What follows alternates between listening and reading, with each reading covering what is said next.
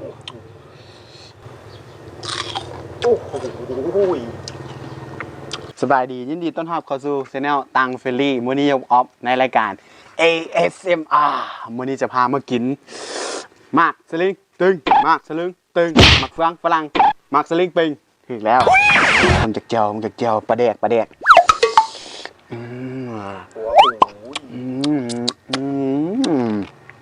เริ่มกันเลยเริ่มจากน้อยนี้ก่อน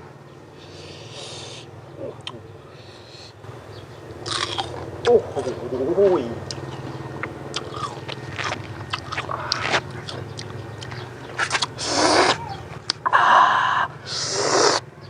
ชมเอาในนี้ขาดต้นเลยบริสุทธิ์สดจากต้นเหมือนออร์แกนิกอะฮะออร์แกนิกนี่คือออร์แกนิกเอาปราศจากสารเคมีก็นี่ว่ารู้ทั้งรู้ว่าเธอน่ะดีต่อใจคำที่สอง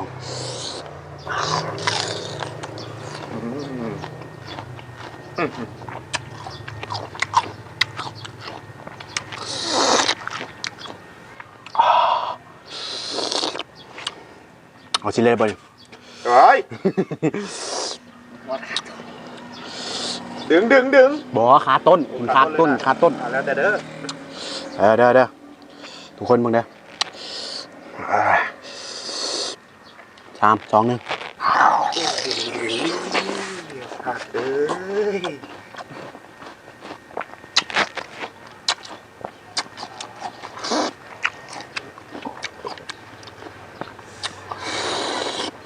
มือนี้องค์บ่เข้ากูลืมเอาท่อมานั่นเดียวต้องให้เบิร์ดโอ้ส้มสุดยอดเลย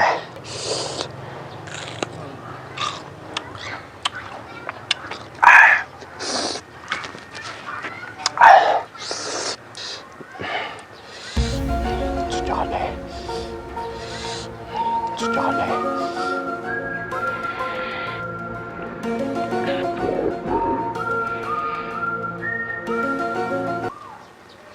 ลองกินแบบบ่ใส่แจ่วบ้าง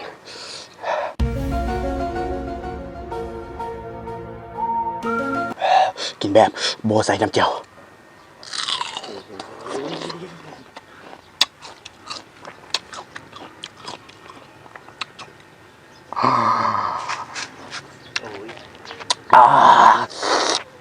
ต้มขนาดให้บ้านหนึ่งเด้อหัวขาต้นเลยจังหวะนี้หัวขาต้นเลย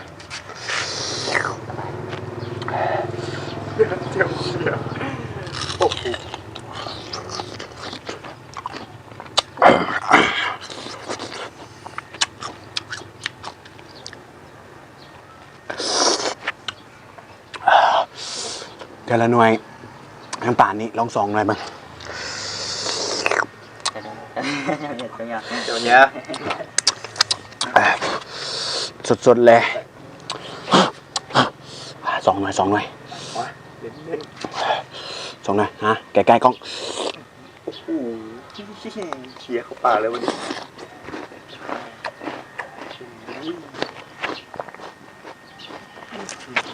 เฮ้ยซูมกันโอ้โหอัพลงกันสมขนาดมาจัดต่อ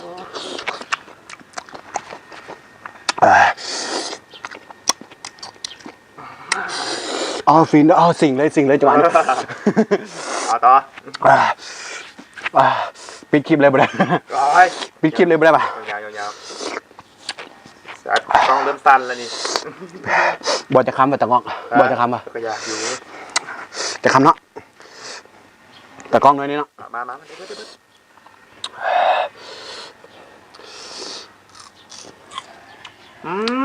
จังแดงยกโป้ดู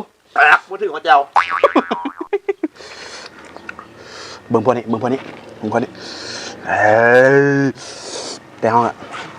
ใส่ได้บ่นี่เว้ยแต่ละโอ้เฮ้ยยานขี่แตกมาแรง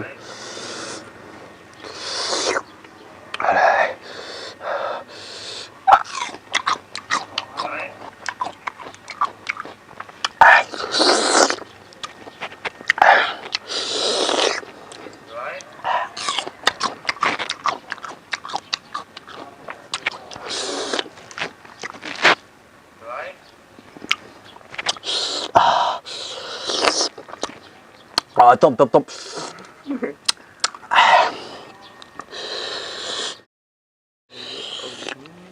อ้โห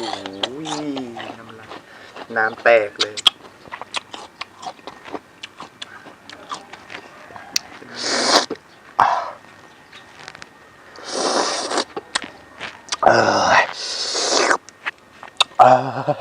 ยัวๆจ้า จะเยอะกับมาแล้ว มาเด้อพี่น้อง เอาหนาได้หรอ มาเด้อพี่น้อง จะไปยี่ โอ้โห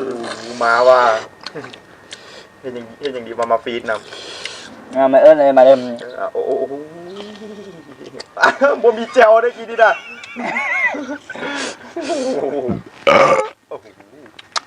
เอาดูเลย ตากล้องบอกแล้วมา แล้วพอแล้ว เอามา กินนี่ยังไม่ถึงรสเจล พูดได้เอาพูดได้ดีน้อยแด ทั้งนั้น อันนี้บ่ได้ปะโอ้เลือกเอาแต่น้อยใหญ่ๆมาขี่หลายรถแมลงนี่ ASMR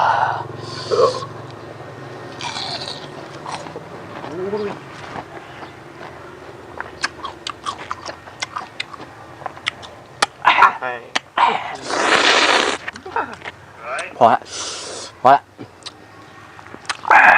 จบกันไปสำหรับ ASMR ในมื้อนี้ถ้ามาคลิปนี้ก็อย่าลืมกดไลค์กดแชร์แล้วแท็กให้หมู่เบิงใครที่เข้ามาเบิงใหม่ก็อย่าลืมกดไลค์ Subscribe หรือกดติดตามพร้อมกับกระดิ่งไว้เพื่อที่จะบ่พลาดคลิปใหม่ๆสำหรับมื้อนี้ไปก่อนบ๊ายบาย EP หน้าอยากฮู้ว่าออฟสิกินหยังกะไว้